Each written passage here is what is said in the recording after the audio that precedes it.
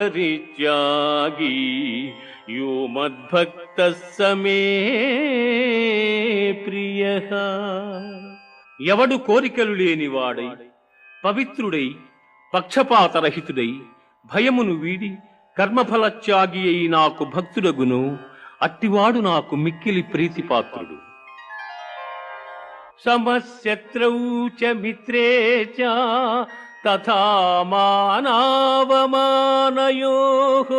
శీతోష్ణ సుఖ దుఃఖేషు సమస్సంగ వివర్జితః.